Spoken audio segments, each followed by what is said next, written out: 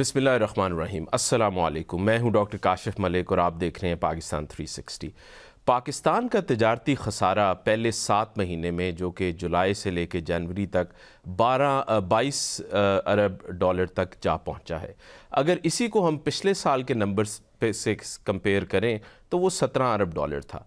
नाजरीन, आपको याद रहे कि जब भी तजारती खसारा हमारे हाथों से निकलता है तो हमें दोबारा IMF के प्रोग्राम में जाना पड़ता है, क्योंकि हमारे एक्सपोर्ट की जो अर्निंग है वो इंपोर्ट की पेमेंट्स को मैच नहीं करती और ये बहुत बड़ा खसारा बन जाता है। आज हम इसी पे बात करेंगे और इसको मैक्रो इकनॉमिक स्टेबिलिटी के तनाजुर में देखेंगे। इसके लिए मैंने 2 अहम मेहमानों को इनवाइट किया है। मेरे साथ हैं शब्बर जैदी साहब, जो कि एक्स चेयरमैन FBR हैं, और मेरे साथ हैं मेहताब हैदर साहब, जो कि सीनियर कॉरेस्पॉन्डेंट हैं द न्यूज़ के। जी शब्बर साहब, वेलकम टू द शो। आपसे स्टार्ट करते हैं। शब्बर साहब, ये दोबारा हम तो उसी तरफ निकल पड़े, मतलब पिछले 6 महीने में हमने देखा कि इकॉनमी को स्टेबल किया जा रहा है, नंबर्स को कंट्रोल किया जा रहा है, इन्फ्लेशन हाथ में आ गई और हम कह रहे हैं जी हमने मैक्रो इकनॉमिक स्टेबिलिटी अचीव कर ली। लेकिन अभी तो हम दोबारा जब जा रहे हैं ग्रोथ की तरफ, तो दोबारा इंपोर्ट बढ़नी शुरू हो गई, एक्सपोर्ट्स जो हैं वो नहीं बढ़ रही हैं। आप क्या कहते हैं इस बारे में? बिस्मिल्लाहिर्रहमानिर्रहीम। देखिए, आप जो कह रहे हैं कि मैक्रो इकोनॉमिक स्टेबिलिटी की तरफ हम बढ़ गए थे और हमने कर लिया था, आपने कभी ये बात मेरे मुंह से सुनी थी कभी? नहीं नहीं, आपके मुंह से नहीं सुनी। तो मैं ये कह रहा हूँ, ये तो आप लोगों का ख्याल है ना कि आपने कोई चीज अचीव कर ली थी। देखिए, वो बात बड़ी सिंपल सी है और इस बात को हमें बिल्कुल सामने रखना चाहिए। इसको हम बार बार भूल जाते हैं। बात बड़ी सिंपल सी है कि 70 बिलियन के आसपास का मेरा डॉलर का इंपोर्ट है, ठीक है, और मेरा एक्सपोर्ट जो गुड्स का है वो 30 से आगे नहीं बढ़ता, और जो सर्विसेज वाला है वो भी 30-35 आसपास चलता है। तो 10-12 बिलियन का मेरा डेफिसिट चलता है, बल्कि 15-20 और बढ़ जाता है। तो अगर आप ये समझते हैं कि ये कभी मसला हल हो जाएगा, या अभी आपने कोई ऐसी चीज कर ली है जिससे ये मसला हल होने की तरफ चला गया है, तो ये हमारी गलत फहमी है। हमने गलत बयानी की थी और चीजें बिल्कुल वाज़ेह हैं। मुझे तो कभी कोई डाउट नहीं था, आज भी नहीं है। मसला ये है कि जो एक्सपोर्ट है, जो गुड्स की एक्सपोर्ट है, वो आपको पता है कि पाकिस्तान में पिछले साल के मुकाबले में इस साल कम हुई है। जी, कम हुई है। ठीक है, अब आप मुझे जनवरी ये में बताएं नंबर कि थोड़ा सा इंक्रीज हुआ है, 3 अरब डॉलर क्रॉस कर गया है, लेकिन जनरली कम है। जी जी जनरली कम है ना जी। जी। तो मैं कह रहा हूँ ना कि अगर आप कह रहे हैं कि एक्सपोर्ट अगर कम हुई है, तो आप कैसे ये कह सकते हैं कि आपने कोई माशी बेहतरी की तरफ अब आगे बढ़ गए हैं? इसमें मसला ये नहीं है कि कब हुई है। अब सवाल ये नहीं है, सवाल ये है कि चले जी मैं आज ये कहता हूँ कि चलो कब हो, जो होना था वो हो गया। अब क्या मेरे पास कोई ऐसी चीज है गुड्स में जिसको मैं एक्सपोर्ट कर सकूं और जिससे मैं डॉलर अर्न कर सकूं? तो मसला बाजी का नहीं है, मसला मुस्तकबिल का है। और आपको ये बात पता ही होगी कि पाकिस्तान जो एक जमाने में 14 लाख बेल कॉटन पैदा किया करता था, वो 5 मिलियन पे आ गया। वो आज जी 5 लाख बेल पैदा कर रहा है। जी जी। तो अगर ये हकाइक हैं और इसके बाद अगर हम खुश होना चाहते हैं, या हम कहना चाहते हैं कि हमने मैक्रो इकोनॉमिक स्टेबिलिटी हासिल कर ली है, तो ये अंग्रेजी में अच्छा लगता है, वैसे हकीकत में तो नहीं है। जी जी शब्बर साहब, वो तो IMF की प्लेबुक है जी। वो तो उसमें उन्होंने देखना होता है कि जी किस तरह फिस्कल कॉन्ट्रैक्शन करके, इन्फ्लेशन को कंट्रोल करके, at the cost of aggregate demand को भी यार वो ब्रेक तो लगा देखो के। यार, जी जी मेरी सारी बातें ना, ये सारी बातें तो एक किताबों में आती है ना यार, जी जी कि क्या किसको कॉन्ट्रैक्ट करके, किसको क्या करके, किसको करके। आखिर का बड़ा सिंपल सा बात है कि नेट तुम्हारे पास कैश में 17 से 18 या 15 बिलियन डॉलर का आपको नेट, अगर साल में आपका करंट अकाउंट डेफिसिट होता है, ट्रेड डेफिसिट होता है, जी जी। तो वो डॉलर कहाँ से आएंगे बताओ ना जरा मुझे। जी अगेन इसीलिए 24 प्रोग्राम हमने आईएमएफ के, अभी तक 24वां प्रोग्राम चल रहा है। मैं मेहताब हैदर साहब के नहीं, पास मगर अगर आऊंगा। अगर हमारे नहीं देखिए, अगर हमारे रवैये यही रहे, हमारे रवैये यही रहे और हम इस तरह की बातें करते रहे कि हमने मैक्रो इकोनॉमिक स्टेबिलिटी हासिल कर ली है और हमने ये कर लिया है और हमने वो कर लिया है, तो फिर ये ऐसा ही होगा ना। आप पहले अपना ग्राउंड रियलिटी देखें कि आपने एक्सपोर्ट में क्या हासिल किया है। जी जी, एक्सपोर्ट्स तो स्पेशली हमारा जो सबसे बड़ा टेक्सटाइल सेक्टर है उसकी तो कम हुई है। हमने 19 अरब डॉलर तक टच किया था, बट अभी जो है वो तो 15 अरब डॉलर पे आ गया है मामला। इसीलिए अगर आपने देखा हो तो गवर्नमेंट ने काफ़ी ज़्यादा मराद देने की कोशिश की है हमारे टेक्सटाइल और गारमेंट सेक्टर को। मैं मेहताब हैदर साहब के पास आऊँगा। मेहताब हैदर साहब, ये हम एक विशेष सर्कल में पड़े हुए हैं। जैसे ही हम ग्रोथ को टच करने की कोशिश करते हैं तो हमारी इंपोर्ट्स बढ़ना शुरू हो जाती हैं, उसकी वजह से गैप बढ़ जाता है और हम दोबारा जो है वो फिर आईएमएफ की तरफ देखने लग जाते हैं। अब तो खैर आईएमएफ का जो रिव्यू है वो भी काफ़ी करीब है, आपकी राय क्या है?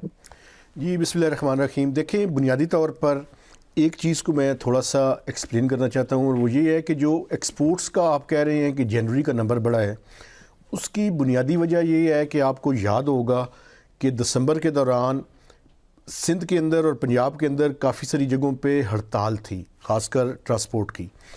तो काफ़ी सारी वो जो कंजेशन था उसकी वजह से वो कंसाइनमेंट्स रुकी हुई थी, तो वो सारा जनवरी में जाके जो है वो सारा क्लियर हुआ। तो इसकी वजह से आपको जनवरी का जो नंबर है वो एक्सपोर्ट का थोड़ा सा बेहतर जो है वो नज़र आ रहा है। अगर ये ट्रेंड अगले 2-3 महीने में बरकरार रहता है तो ये बड़ी खुशहाइन बात होगी, वरना अगर आप जुलाई टू जनवरी देखें तो कंट्रैक्शन है कुछ 7 से 8% की। पहली तो बात ये है। दूसरी बात ये है कि ये बड़ी ख़तरनाक बात है कि जो हमारा ट्रेड डेफिसिट है वो दोबारा से बढ़ना शुरू हो गया और सारी की सारी रिलायंस जो है वो रेमिटेंसेस के ऊपर है। एक तो रेमिटेंसेस के ऊपर है, और रेमिटेंसेस हम बड़ी खुशी से इस बात पे खुशियां मना रहे हैं कि रेमिटेंसेस जो है वो $40 बिलियन को इस साल जो है वो क्रॉस कर जाएंगी।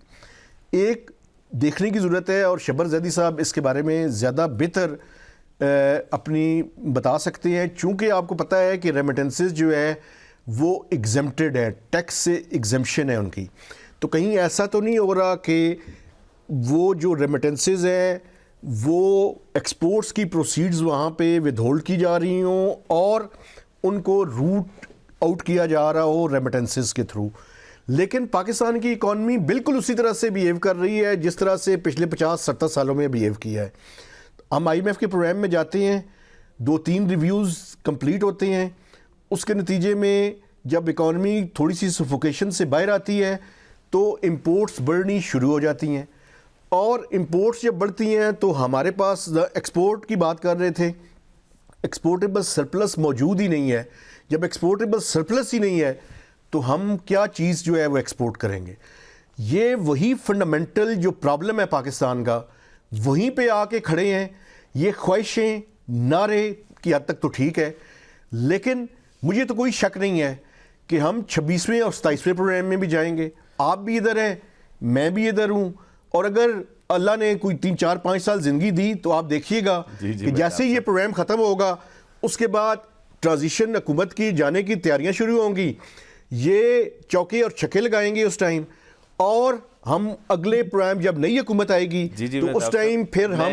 आपने बड़ा अच्छा पॉइंट उठाया था रेमिटेंसेस का। शब्बर साहब आपके पास आऊँगा। हमारा तकरीबन 9 से 10% जीडीपी इस वक्त रेमिटेंस में आना शुरू हो गया है। एक बड़ा जो बात बहुत से इकोनॉमिस्ट कर रहे हैं कि ये जो थोड़ी सी स्टेबिलिटी सी हमें नज़र आ रही है और दूसरी तरफ जो इंपोर्ट्स में ग्रोथ नज़र आ रही है वो रेमिटेंसेस ज़्यादातर कंजम्पशन को पुश कर रहे हैं और वो लोकल डिमांड को भी साथ पुश कर रहे हैं।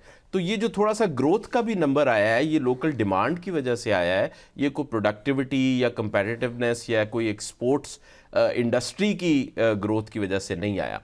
आप प्लीज़ इस पर क्या कहेंगे? देखिए, अगर आप इनकी फिगर्स सुने तो ये कह रहे हैं कि लार्ज स्केल मैन्युफैक्चरिंग सेक्टर में इंप्रूवमेंट आई है। अब मुझे समझ नहीं आया कि कौन से सेक्टर की बात कर रहे हैं।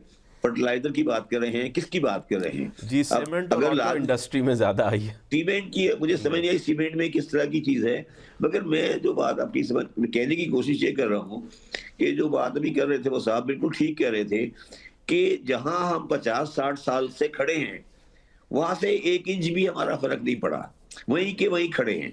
मगर मुझे एक बात बताएं कि हम एक्सपोर्ट की बात तो कर रहे हैं, आप मुझे बताएं कि पाकिस्तान में आप ये हर हर रोज नई से नई गाड़ियों की फैक्ट्री लगाए जा रहे हैं। जी जी, ये इस पे क्यों नहीं हाथ डालते? हाँ जी, और वो भी ज़्यादातर असेंबली हो रही है, वो ज़्यादातर मैन्युफैक्चरिंग और लोकल नहीं, मैं बात प्रोडक्शन मैन्युफैक्चरिंग की नहीं कर रहा, मैं बोल रहा हूँ कि पाकिस्तान में आपने हर किस्म की गाड़ी, हर रोज नई गाड़ियां आप इंपोर्ट करे जा रहे हैं, हर बंदे के पास नई गाड़ी है और वो इंपोर्ट करे जा रहे हैं।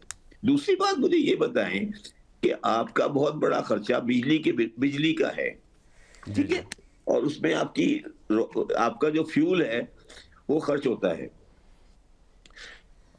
आपके पास तो बिजली की बचत या फ्यूल की बचत का भी कोई सिलसिला नहीं है। तो बात बड़ी सिंपल सी है ना, और आपके बाजार और आपकी जो कंजप्शन का पैटर्न है वो भरा भरा पड़ा है इंपोर्टेड इंपोर्टेड चीजों से, ठीक है, मानते हैं इस बात को? ठीक जी है, जी, ऐसे ही है जी जी। अच्छा। और मुझे तो खुशी इस बात की हुई कि मरियम नवाज साहब की जो बहू हैं उन्होंने भी जो साड़ी पहनी थी अपने वलीमे में वो इंडिया से इंपोर्ट हुई थी। जी जी। आपको पता है ये बात? नहीं, ये आपसे पता आप चेक कर लें, आप चेक कराएं, आप चेक कराएं ना, जी। वो इंडियन की डिजाइनर की थी, ठीक है। तो अच्छी बात है, मैं तो खुशी की बात है, मैं ये कह रहा हूँ ये इस तरह की बातें करके इस तरह से मुल्क नहीं चलते भाई। हाँ, ये लेकिन किस शबर तरह साहब, की एक सॉरी टू कट यू, लेकिन देखें अभी गवर्नमेंट ने 4.5% एक्सपोर्ट रीफाइनेंसिंग रेट कर दिया, जो बिजली का रेट है यार वो मेरी बात कुछ और समझो ना, 4 रुपए आप सस्ता रेट, कर दिया। यार रेट कुछ भी कर दो, मैं बेचूंगा क्या? मेरे पास बेचने के लिए है क्या चीज? मैं रेट 0 कर दो फिर भी नहीं है। तुम क्या उस बड़ी सी बात कर रहे थे ना वो निजाम साहब अभी कि भाई एक्सपोर्टेबल सरप्लस है क्या? नहीं तुम तो क्या शबर साहब, बेचोगे? आप ये कह रहे हैं कि हमारी कैपेसिटी खत्म हो गई है वैल्यू एडिशन नहीं की, नहीं नहीं मतलब नहीं नहीं नहीं नहीं, आप मेरी बात नहीं समझे। जब आप 14 लाख बेल पैदा कर रहे थे तो आप रॉ कॉटन एक्सपोर्ट किया करते थे। सही है। आज आप कॉटन इंपोर्ट कर रहे हैं, 5 लाख बेल आपकी रह गई है। सही है। तो ये तो वैसे ही इमरजेंसी के हालात है ना। और आपने जब आज जो एक्सपोर्ट फाइनेंस की जो तस्वीर आई थी प्राइम मिनिस्टर हाउस पे, जब वो तकरीब हो रही थी, तो जिस तरह वो सारे खड़े थे वो तो ऐसा लग रहा था कि पाकिस्तान कहीं आसमान में पहुंच गया है। उनकी शक्लें देखें, उनका बॉडी लैंग्वेज देखें तो ऐसा लग रहा था कि पाकिस्तान ने तमाम तमाम चीजें पार कर ली है। आपने देखा था बॉडी लैंग्वेज देखी थी आपने? जी जी, वो तो वहाँ पे ब्लू देखिए मसला पासपोर्ट ये नहीं देने की है, भी मैं बात बार हो बार रही आप थी लोगों कुछ को एक बात सिलेक्टिव कहता ग्रुप हूँ, को। जी जी, मैं बार बार आपको एक बात कहता हूँ, मसला इकोनॉमिक्स से ज्यादा अब सोशल है कि आपके पास वो रियलिटी चेक नहीं है जिसमें आप ये रियलाइज, आपने एक्सपोर्ट रिफाइनेंस को 4.5 कर दिया, मान लिया मैंने बात। ओ भाई मैं क्या एक्सपोर्ट करूंगा? क्या चीज है मेरे पास? क्या चीज बेचूंगा? बताओ ना मुझे। शबर साहब, टेक्सटाइल और गारमेंट्स वाले तो कह रहे हैं कि हमारी कैपेसिटी है कि हम 25 अरब डॉलर अबे तक भाई लेके जा कैपेसिटी सकते तो हैं। है मगर कॉटन नहीं है ना। लेकिन अगर सस्ती अगर मैं कॉटन बाहर इम्पोर्टेड से मिल रही है। कॉटन, जी जी, अगर मैं 3 टेक्सटाइल मिलों का डायरेक्टर हूँ, हम इम्पोर्टेड कॉटन मंगाते हैं, उसको यहाँ प्रोसेस करते हैं, फिर भेज देते हैं। ठीक है। अगर हम ये करेंगे तो हमारा मार्जिन कहाँ से आएगा? आप समझे ना? जी जी, इस और वक्त लो अच्छे वैल्यू यान एडेड बनाने के लो इस वैल्यू वक्त एडेड अच्छे प्रोडक्ट में यान बनाने के मार्जिन भी लिए कम मेरे है। पास कॉटन नहीं है। जी जी ये है रियलिटी या नहीं है? जी, सही कह रहे हैं आप। चलिए तो शबर क्या साहब, आप मैं 60 काउंट का है या 55 काउंट का या 45 काउंट का धागा बना सकते हैं? जी जी, मैं आता हूँ नहीं बन मेहताब। सकता ना। जी, सही कह रहे हैं आप। मैं मेहताब साहब को आता और हूँ। आपने सारे पूरा पाकिस्तान चीनी पे लगा दिया है और सारा चीनी बनी जा रही है, मिठाई खाए जा रहे हैं, अल्लाह का शुक्र करें। और डायबिटीज बढ़ती जा रही है। जी जी, मेहताब साहब, जी जी, मैं मेहताब साहब के साथ हूँ। मेहताब साहब, ये देखिए बताइए। अच्छा, आप मेरी बात सुने, मैं आपको बड़ी सिंपल सी बात बता रहा हूँ। पाकिस्तान का जो स्ट्रक्चर बन गया है इस वक्त, इकोनॉमिक स्ट्रक्चर, इसमें इमीडिएट फ्यूचर में 10 से 12 बिलियन का आपका डेफिसिट आना ही आना है। कभी कभी ये 10 हो जाएगा, कभी ये 15 हो जाएगा, कभी ये 18 हो जाएगा, मगर ये 10 से प्लस आता रहेगा अगले 50 साल तक, अगर हम अपनी बुनियादी चीजों को सेटल नहीं करेंगे। बुनियादी चीज सेटल हमारी जो करनी है वो ये करनी है कि हमें पूरी एक्सपोर्ट की प्रायोरिटी चेंज करनी है कि भाई हमारा 30 जो है, ये आज 30 का एक्सपोर्ट जो है, ये कितने दिन में 60 हो जाएगा या 100 हो जाएगा। जी सही है। अच्छा शबर साहब, मैं मेहताब, बात तो जी ये जी है ना। जी जी मैं मेहताब साहब और के पास आता हूँ। अगर ये 10 का डेफिसिट आता रहा, जी जी तो मुझे ये बताइए कि आप इसको फाइनेंस कहां से करेंगे? जी IMF के पास जाना पड़ेगा जी। और हमारा अच्छा, तो अब आगे चले। अब आप मुझे कहते हैं कि मैं मिनरल करूंगा, ठीक है? हाँ, सो आप अच्छा, अब समझते हैं कि मिनरल से आ जाएंगे हमारे पास डॉलर्स? अच्छा, कब कब आ जाएंगे? जी जी जी जी शबर साहब, एक सेकंड में मेहताब साहब की इनपुट इस पे लेना चाहूँगा। मेहताब साहब, अभी जो गवर्नमेंट ये कह रही है कि या जो एक्सपेक्टेड ट्रेड डेफिसिट है, अगर इसी स्पीड पे चलता रहा तो हम तो 26 से 30 बिलियन डॉलर के गैप में चले जाएंगे जो एक्सपोर्ट और इंपोर्ट का है। तो आपके ख्याल से कोई इंपोर्ट्स को कंट्रोल करने या एक्सपोर्ट बढ़ने का चांस नज़र आ रहा है आपको? देखें, हम IMF के प्रोग्राम के अंदर हैं और इंपोर्ट्स के ऊपर रिस्ट्रिक्शंस नहीं लगाई जा सकती। असल में IMF के प्रोग्राम का डिज़ाइन ही है ये है सर कि आइंदा आने वाला जो रिमेनिंग पीरियड है, अगर हमने IMF के प्रोग्राम को चलाना है तो ये जो इंपोर्ट के ऊपर रिस्ट्रिक्शंस है इसको तो भूल जाएं। अच्छा, दो बातें जो है ना वो मैं मज़ीद इसमें इजाफा करना चाहता हूँ। ये जो व्हीलिंग वाली बात की रिस्ट्रिक्शन के बारे में, जी जी आप पहले बात जी मैं आता हूँ। जी जी ये जो व्हीलिंग का इन्होंने जो टैरिफ कम किया है, मुझे देखें बैसियत जर्नलिस्ट, मुझे ये नहीं समझ आई अभी तक इसकी कोई समरी मूव हुई है। अभी तक मुझे नहीं पता कि ये कैसे जो है व्हीलिंग के चार्जेस जो है वो कम कर दिए हैं। दूसरा, एक्सपोर्ट रीफाइनेंस जो है वो बैंक्स अपने रेट्स कम कर रहे हैं। अब बैंक्स के चूँकि प्रॉफिट्स बड़े कमाए हैं उन्होंने, तो अपने प्रॉफिट्स में से वो वॉलंटरीली कम कर रहे हैं। उनको क्या इंसेंटिव्स दिए गए हैं ये तो बैंक्स जो है वो आके बता सकते हैं। लेकिन एक तीसरी चीज़ है जो मैं समझता हूँ कि बड़ी ख़तरनाक हो रही है। एक तो जो इंडिया और EU का आपस में ट्रेड एग्रीमेंट हुआ है, वो मैं समझता हूँ कि पाकिस्तान के GSP प्लस के लिए बड़ा ख़तरा है। और दूसरा, जो US है उसने भी इंडिया का टैरिफ जो है वो पाकिस्तान से भी कम कर दिया है। सिंबॉलिकली है, लेकिन चूंकि कम्पिटिटिव एज इंडिया को हासिल है हमारे ऊपर, तो ये जो आइंदा आने वाले महीने हैं इनमें मुझे एक्सपोर्ट्स के हवाले से शदीद खतरात जो है वो नज़र आ रहे हैं। जी जी मैं मेहताब साहब GSP प्लस वगैरह पे आता हूँ वापस। जी शबर साहब, आप रिस्पॉन्ड करना चाह रहे थे मेहताब साहब के पॉइंट को। देखिए, मैं ये कह रहा हूँ, वो जो कह रहा है ना मेहताब कि आप इंपोर्ट को रिस्ट्रिक्ट नहीं कर सकती, मैं कह रहा हूँ there can be disguised barrier also. जरूरी नहीं कि आप टैरिफ के थ्रू करें, मगर अगर आपने गाड़ियों की इंपोर्ट कम करना है तो उसके और बहुत तरीके हैं, उसको रोका जा सकता है। मगर हमारा क्योंकि जहन नहीं है उस तरह, हमें करना नहीं है बेसिकली। तो बात ये नहीं है, बात ये है, बात बड़ी सिंपल सी है कि क्या हम आज भी सच बोलना चाहते हैं या नहीं। देखिए, ये जो बात कर रहे हैं रीफाइनेंस, और ये मैं फिर भी बात कर रहा हूँ मेहताब से, मैं यही कहूंगा ये मेरे लिए रेलेवेंट ही नहीं है कि बैंक कहां से देगा और कौन कहां से देगा। मेरा सवाल ही है कि भाई मैं क्या बेचूंगा, ये तो बताओ। क्या एक्सपोर्टर इसलिए एक्सपोर्ट नहीं कर रहा कि उसके पास रिफाइनेंस का मसला है? ये मसला नहीं है, उसके पास तो कोई चीज मार्केट में ऑपरेट ही नहीं कर सकता।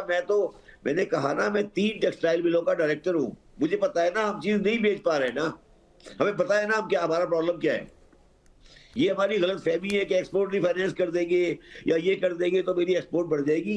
ये सिर्फ वो अपने पैसे बनाने के लिए कर रहे हैं एक्सपोर्टर, मगर actually in terms of dollar कुछ नहीं बचेगा। मैं ये कह रहा हूं आपको, मेरी बात समझने में क्या कह रहा हूं। एक्सपोर्ट 30 की 30 रहेगी, तो जो एक्सपोर्टर का प्रॉफिट है वो बढ़ जाएगा। जी जी नहीं तो वो ठीक है शबर साहब, लेकिन देखें मतलब अभी एप्टमा ने भी मुलाकात की, गवर्नमेंट ने ऑफ़र भी की टेक्सटाइल वालों को 3-4 चीज़ें, एनर्जी कॉस्ट उन्होंने कहा बहुत ज़्यादा है। यार मैं फिर आपकी बात उसमें वापस नहीं वो ठीक है, नहीं मैं कह रहा हूँ कि आपके ख्याल से फिर कैसे ये बढ़ाएंगे एक्सपोर्ट? अच्छा, अब मैं रास्ता बताता हूँ उसका। जी देखिए, इसका रास्ता ये है कि आपको पाकिस्तान को 2 माशी जोनों में डिवाइड करना पड़ेगा। जी एक माशी जोन बनेगा नॉर्दर्न जोन जी और एक माशी जोन बनेगा सदर्न जोन। ठीक है। और जो माशी जोन नॉर्दर्न बनेगा वो खुद प्रोड्यूस करेगा और खुद कंज्यूम करेगा, और वो पेशावर से लेकर मुल्तान तक होगा, और मुल्तान से लेकर कराची तक सदर्न जोन होगा। जो सदर्न जोन होगा वो एक्सपोर्ट, इंपोर्ट और री एक्सपोर्ट करेगा, जैसे वियतनाम करता है, जैसे चाइना करता है। तो आपको कराची में इंपोर्ट करके कॉटन और यहाँ पे गारमेंट बना के आगे री एक्सपोर्ट करने पड़ेंगे। अगर आप ये समझ रहे हैं कि फैसलाबाद की मिलों से आप यान बेचते रहेंगे तो फिर आप जाके बेहतर है नेतन्याहू से दोस्ती कर लें। जी वो ठीक है शबर साहब, लेकिन देखें क्या कराची की मिलें जो हैं वो ऐसा वैल्यू एडेड प्रोडक्ट बना सकेगी, या वो भी वही जो लो यार मेरी बात सुनो, मेरी बात सुनो। कराची में 1970 से पहले हजारों खवातीन टेक्सटाइल मिल में काम करती थी, ठीक है? जी जी। आज वो सारी खवातीन वहां से निकल आई हैं और सारे इंडस्ट्रियल जोन में मदरसे बने हुए हैं, दारुल उलूम और बिनोरी टाउन और पता नहीं कौन कौन। तो अगर आपने इस तरह चलाना है मुल्क तो ऐसे ही होगा फिर। नहीं वो ठीक है शबर साहब, लेकिन मैं कह रहा हूँ कि देखिए मैं जो कह रहा हूँ ना, मेरी बात को समझे मैं क्या कह रहा हूँ। मैं ये कहने की कोशिश कर रहा हूँ, आप चाइना का मॉडल देखें, वियतनाम का मॉडल देखें, कोरिया का मॉडल देखें। आप ये कह रहे हैं कि मैं गदून में, मैं बताता हूँ मेरी मिल है जिसका मैं डायरेक्टर हूँ, मैं गदून में मैं अमेरिका से यार्न इंपोर्ट करता हूँ, गदून लेके जाता हूँ टेक्सटाइल उसकी कॉटन को, वहां यार्न बनाता हूँ, वहां से एक्सपोर्ट करता हूँ, फिर भी मैं 4 पैसे बना लेता हूँ। तो मैं बेवकूफ हूं ना, मैं 1000 मील का ट्रेवल कर रहा हूं। मैं ये कह रहा हूं आपको कि टेक्सटाइल वाले उल्टे लटक जाएं, फिर भी ये अपनी एक्सपोर्ट 20 नहीं कर सकते क्योंकि इनके पास रॉ मटेरियल नहीं है। अब इनको वैल्यू एडेड में जाना पड़ेगा, और वैल्यू एडेड भी इनको वहां करना पड़ेगा जहां पोर्ट है। अगर ये बात इनको समझ आ जाती है, जी सही कह रहे हैं आप। सो हम लॉजिस्टिक्स पे बहुत कॉस्ट कम कर सकते हैं, आप सही कह रहे हैं। यही मैं कह रहा हूँ ना, अगर इनको ये बात समझ आ जाती है अच्छी बात है, नहीं समझ आती तो हमारा काम तो वमा लेना इल्गल बलाम है। अच्छा, लेकिन देखें शबर साहब, जो वैल्यू एडेड प्रोडक्ट है वो भी तो ओवरनाइट नहीं बनेगा ना, तो हमें भी तो कोई कैपेसिटी तो कहीं ना कहीं से बिल्ड करनी है। और अगर हम इसको थोड़ा सा ईयू के जीएसटी, यार मैं ये कह रहा हूँ ना, मैंने आपको कहा ना कि फैसलाबाद लाहौर को आप बनाएं consumption for the local industry. जी ठीक हो गया। मैं ये कह रहा हूँ कि इवन हम कराची में जा रहे हैं, एक्सपोर्ट का इलाका बनाए ना, क्यों नहीं बनाते? जी ठीक है, मैं ये कह रहा हूँ ईपीजेड कराची को डेवलप क्यों नहीं करते? जी ठीक है, लेकिन देखिए वो जो वैल्यू एडेड की कैपेसिटी है वो भी तो ओवरनाइट नहीं बिल्ड होनी है ना यार। ओवरनाइट हो जाती है। मैं आपको एक मिसाल देता हूँ, फिर आपको समझ आ जाएगी। जी जी। मेरा एक क्लाइंट है, मैं बताता हूँ, मेरा एक क्लाइंट है, वो अमेरिका से पुराने कपड़े की बेल इंपोर्ट करता है और सिर्फ सॉर्टिंग करता है, मतलब धोता भी नहीं है, इस्त्री भी नहीं करता, सिर्फ सॉर्ट करता है कि पैंट कौन सी है, जीन्स कौन सी है, शर्ट कौन सी है, और अमेरिका से लाता है उसको, ईपीजेड में सॉर्टिंग करता है और वापस भेज देता है साउथ अफ्रीका। मिलियंस और रुपीज बना रहा है, सिर्फ सॉर्टिंग की बात कर रहा हूं मैं, सिर्फ सॉर्टिंग की। अब तुम अगर ये चाहते हो कि तुम फैसलाबाद में बैठ के यान बना के यान बेचोगे, तो फिर मैंने कहा ना, फिर आप नेतन्याहू से दोस्ती करें। सही है, सही। चले मैं मेहताब साहब के पास आऊँगा। मेहताब साहब एक छोटा सा पॉइंट और रेज करते हैं। कहा जा रहा है कि पाकिस्तान का रुपी जो है वो ओवर वैल्यूड है, तकरीबन 5 से 8%। वो कहते हैं अगर 5 से 8% एडजस्ट कर लें तो टेक्सटाइल सेक्टर वालों को काफ़ी फ़ायदा हो सकता है। वैसे तो पास्ट में वो हमेशा यही कहते रहे हैं कि रुपये को डेप्रिशिएट करें ताकि हमारे एक्सपोर्ट्स जो हैं वो सस्ती हों, लेकिन आपने कोई कैलकुलेशन की है, ये वाकई ओवर वैल्यूएशन वाली बात यहाँ तक है? देखें, एक तो ये बात तो ठीक है कि overall cost of doing business जो है वो ज़्यादा है, लेकिन ये जो ओवर वैल्यूएशन है इस पे डिफरेंट पॉइंट ऑफ व्यू है। क्योंकि स्टेबल एक्सचेंज रेट जो है वो उसके अंदर अगर इसको ग्रेजुअली आप डेप्रिशिएट करते रहें बजाय आर्टिफिशियली मैनेज करने के, तो वो ज़्यादा बेहतर है। क्योंकि अल्टीमेटली फिर होता ये है कि जब आप ज़्यादा अरसे तक आर्टिफिशियली इसको मैनेज करेंगे तो फिर धड़ाम से गिरेगा, जो कि हमने माजी में देखा है कि 2017-18 में आपने देखा कि मुझे याद है एक दिन में 24 या 30 रुपए जो है वो अगेंस्ट US डॉलर जो है वो गिर गया था। इसी तरह 2008 या 2010 में भी हमने देखा था। तो बुनियादी तौर पे ग्रेजुअली जो है इसको किया जाए, लेकिन ओवरऑल जो कॉस्ट ऑफ डूइंग बिजनेस है उसको कम करने की ज़रूरत है। आप देखिए एनर्जी की जो कॉस्ट है पाकिस्तान में, और इस टाइम जो है वो हम जो बात कर रहे हैं, अभी आप ये देखें कि इस टाइम जो पाकिस्तान में इलेक्ट्रिसिटी की कॉस्ट है वो कितनी ज़्यादा है, गैस की कितनी ज़्यादा है, और टैक्स का जो बर्डन है।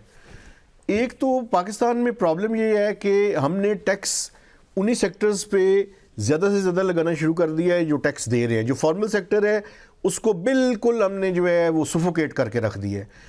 और ख़ासकर ये जो बिजली का इशू है, इस पर मैं आपको बता दूं कि ये जो सोलराइजेशन के लिए जितने ये इकदाम कर रहे हैं, उसके बावजूद जितनी तेज़ी से ये रूफ टॉप्स पे मुझे नज़र आ रहे हैं, मुझे ख़तरा ये है कि ये जो डिस्कोज़ हैं इनके बाहर डिस्कनेक्शंस के लिए लोग ना जाना शुरू कर दें अगर बिजली की कीमतें इन्होंने कम ना की। तो ये बिजली का जो है ना टू एज सोर्ड जो है वो क्राइसिस नज़र आ रहा है। जी शबर साहब, देखिए मैं आपको बताता हूँ एक बात जो आप लोग गौर नहीं करते। देखिए आपका मसला ये है कि आपका जो इंपोर्ट का बिल है उसमें चाइनीज प्रोडक्ट ने आपकी तमाम इंपोर्ट का बेड़ा गर्क, आपकी लोकल इंडस्ट्री का बेड़ा गर्क कर दिया है।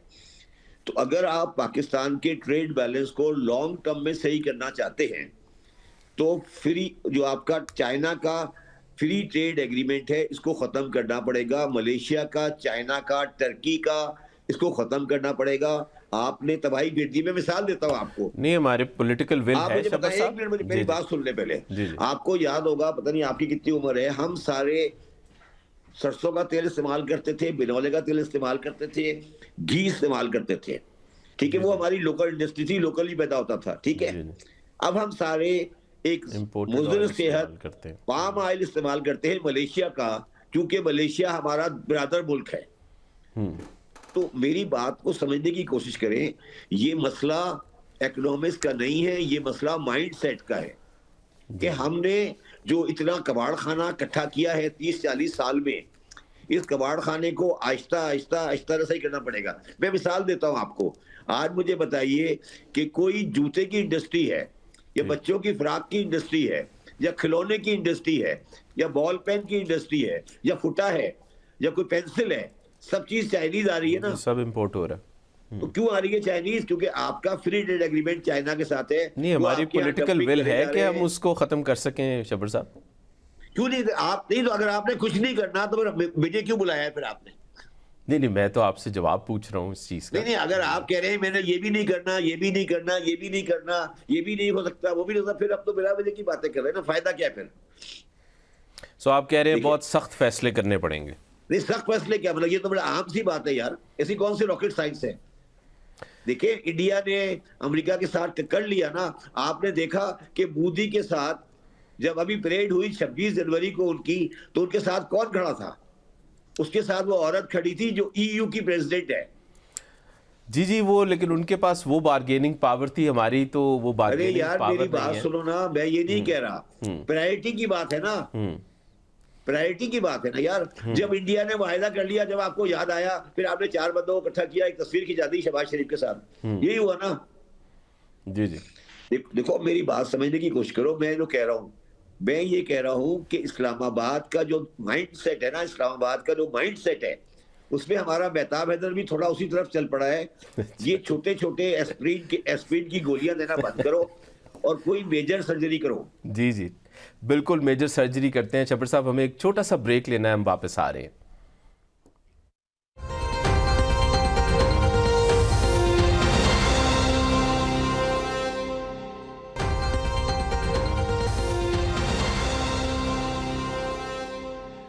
वेलकम बैक नाजरीन, हम बड़ी इंटरेस्टिंग डिस्कशन कर रहे हैं और शबर साहब ये कह रहे हैं कि कोई मेजर सर्जरी की ज़रूरत है, उसके बगैर ये मसला हल नहीं होना।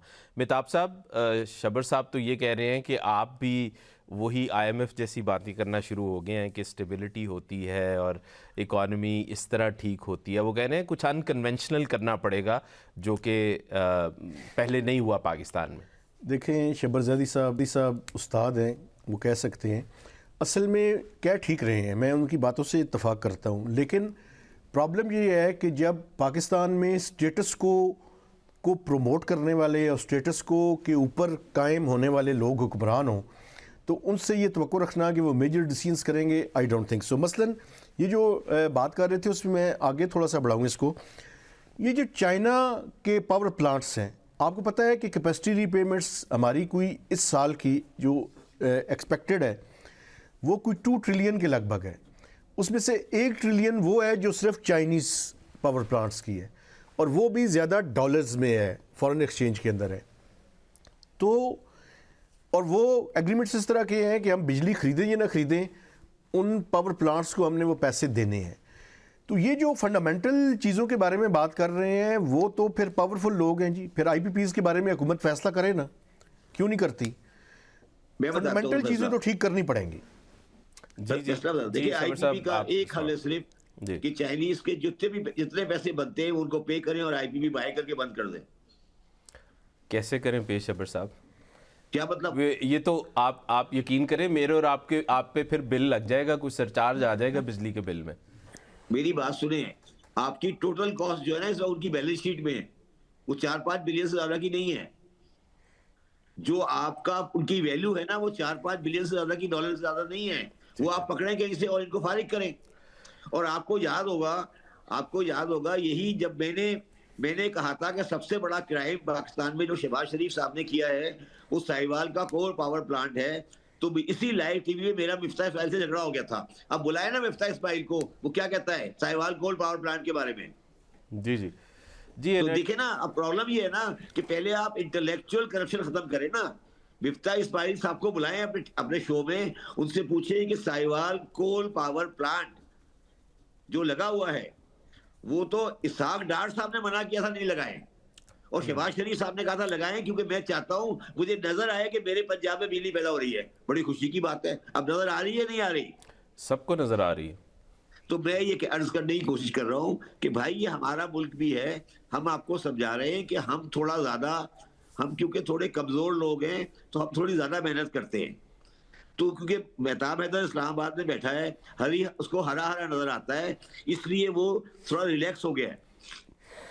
मैं तो शब्बर साहब लाहौर में होता हूँ, मुझे तो हरा हरा नहीं नजर आता। लाहौर भी जरा हरा हरा है ना यार, मैं तो कराची की भट्टी में बैठा हूं ना, स्मोक के साए में रहते हैं। भट्टी और धूल क्या होती है? मैं तो टूटी सड़कों में रह रहा हूँ ना, मुझे पता है ना। तो मैं तो रेंजर के साए में रह रहा हूँ ना, मुझे पता है ना। तो मैं बता रहा हूँ कि ये जो हरा हरा नजर आ रहा है ये हरा हरा नहीं है।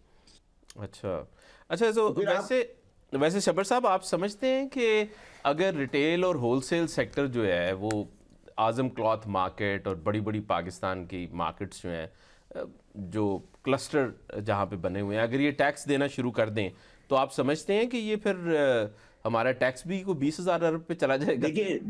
देखिए दो लोग हैं जो टैक्स, मैं आपको एक मिसाल देता हूं।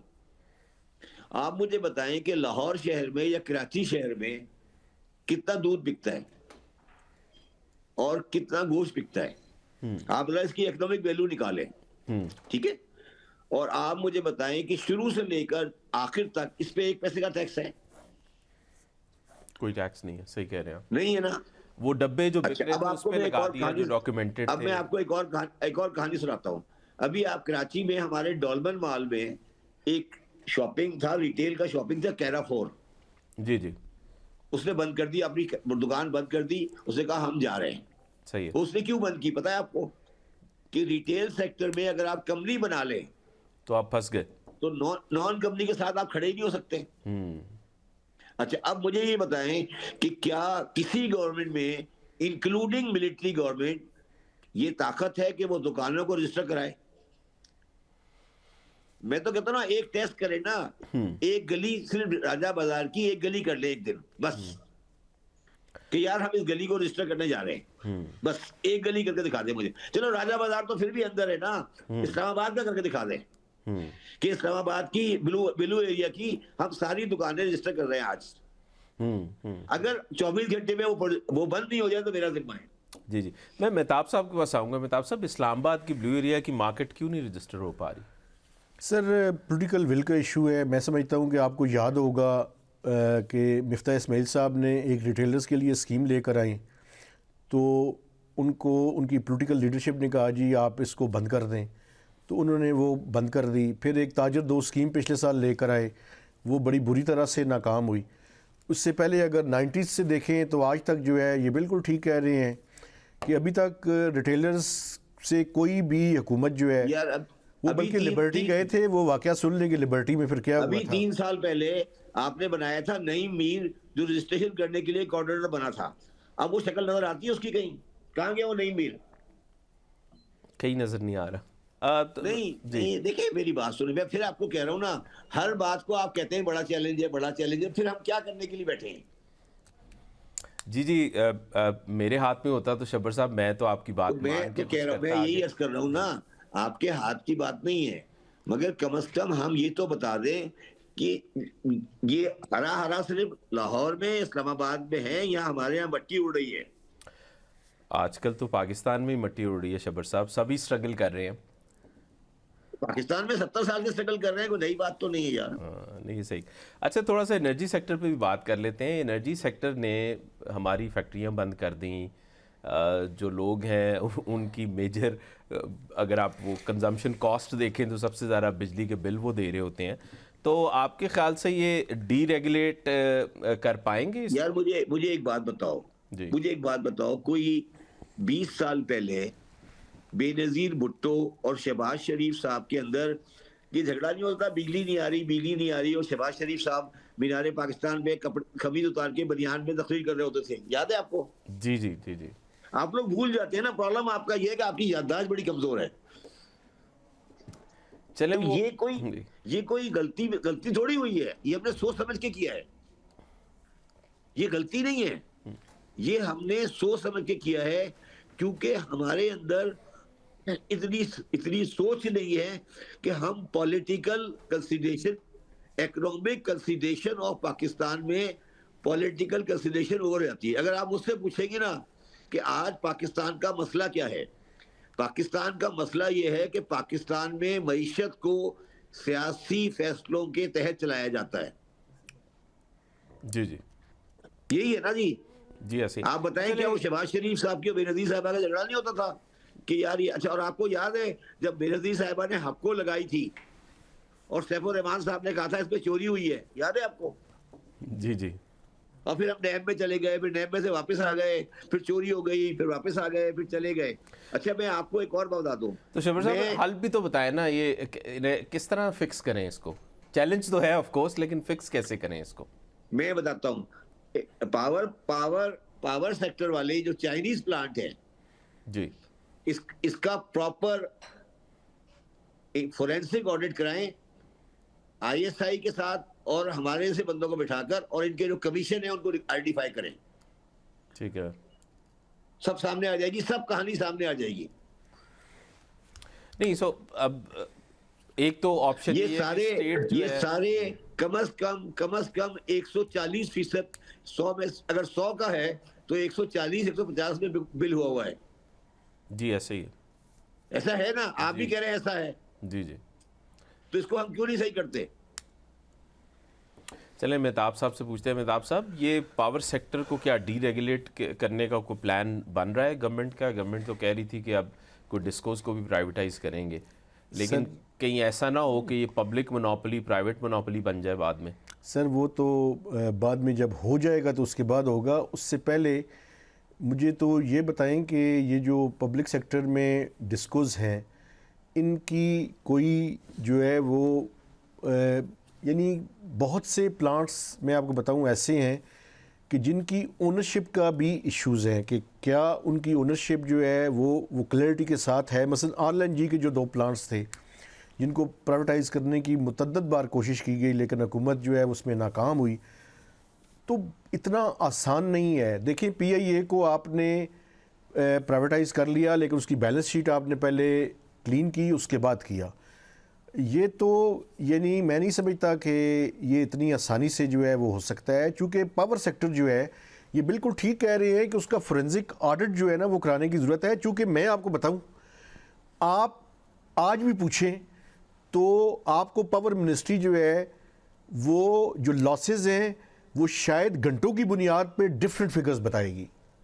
आप एक दिन पूछेंगे तो डिफरेंट फिगर होगा, दूसरे दिन पूछेंगे तो कुछ और फिगर ले आएंगे, IMF के साथ जो चीज़ें तय करेंगे उस पर कुछ और ले आएंगे। तो बुनियादी तौर पर वो गोल पोस्ट चेंज करने की कोशिश तो करते हैं, लेकिन जो बुनियादी काम है वो उस तरह से पावर सेक्टर में नहीं हो रहा। और मैं फिर दोबारा कह रहा हूँ, ये सोलराइजेशन जो है एक नया चैलेंज लेकर हमारे सामने खड़ी है। जी सही है। चले मैं शबर साहब मैं आपको पावर सेक्टर का बता देता हूँ। देखिए, आपके पास एक पावर सेक्टर की कंपनी है कराची इलेक्ट्रिक, ठीक है जी, वो चल रही है इस वक्त हाई कोर्ट के स्टे ऑर्डर के ऊपर, पता होगा आपको। सही उसका टैरिफ हाई कोर्ट में स्टे में पड़ा हुआ है। तो एक पावर सेक्टर, और वो 720 बिलियन डॉलर लेकर आए थे और उन्होंने आपके खिलाफ इंटरनेशनल कोर्ट ऑफ जस्टिस में दरखास्त डाली हुई है। गलत कह रहा हूं मैं? जी सही कह रहे हैं। तो आप बताएं, कोई नया बंदा बाहर से पैसे डालेगा? नहीं तो शबर साहब, इसका मतलब है कि फिर आहिस्ता आहिस्ता सोलराइजेशन होती जाएगी। अगर कोई कॉस्ट कम होगी बैटरीज की तो प्राइवेट सेक्टर के लोग, मैन्युफैक्चरर्स, घर जो है वो आहिस्ता आहिस्ता सोलर पे जाना शुरू हो जाएंगे। फिर मैं इस ऑन अ लाइटर नोट इस सारे मसले का हल बताऊं आपको। जी जी बताइए प्लीज। ये करें, आप इस्लामाबाद को 1 महीने के लिए बंद कर दें और कैपिटल को कराची ट्रांसफर कर दें। हम इसे 2 महीने में सही कर देंगे। जबरदस्त शबर साहब, आपके पास क्या कहते हैं, वन स्पॉट सॉल्यूशंस है। मैं कह रहा हूँ इस्लामाबाद को 2 महीने के लिए क्लोज कर देंगे, छुट्टी पे गए हुए हैं, ठीक है, और इस्लामाबाद हम में 2 बड़े-बड़े महीने में दफ्तर इसको सीधा कर देंगे। क्योंकि वजह यह है कि जब आप कोई बच्चा बहुत आराम में रह रहा होता है ना, जब कोई बच्चा बहुत आराम में रह रहा होता है, उसको मेहनत करने की आदत नहीं होती। अब ब्यूरोक्रेसी के बाद इतना आराम है, असेंबली के मेंबरों की इतनी ऐशी लगी हुई है, अच्छे हॉस्टल है, उन्हें क्या परेशानी है कि तनख्वाहें भी बढ़ गई काफी। अब सर कराची से हम यहाँ लाए थे, अब आप वापस लेके जाने की बातें कर रहे हैं। कल बलूचिस्तान के मैटर पे डिस्कशन हो रही थी, उसके बाद कितने मेंबर बैठे हुए थे उसके अंदर, पता है आपको? जी जी बहुत। जब डिस्कशन खत्म हुई है, कितने मेंबर थे नेशनल असेंबली के, आपको पता है? सिर्फ 10। जी जी। तो ये आपकी प्रायोरिटी है ना, ये आपकी प्रायोरिटी है कि बलूचिस्तान की सेशन में सिर्फ 10 MNA आखिर में बैठे हुए थे, बाकी सब घर चले गए थे। जी जी। अच्छा शबर साहब, चले थोड़ा सा वापस आते हैं, हम ट्रेड डेफिसिट की जो बात कर रहे थे। ICT की जो एक्सपोर्ट्स हैं वो को थोड़ी सी प्रॉमिसिंग नज़र आई हैं। खैर हमारे यहाँ तो प्रॉमिस भी छोटा ही होगा क्योंकि टोटल एक्सपोर्ट का हजम ही इतना बड़ा नहीं है।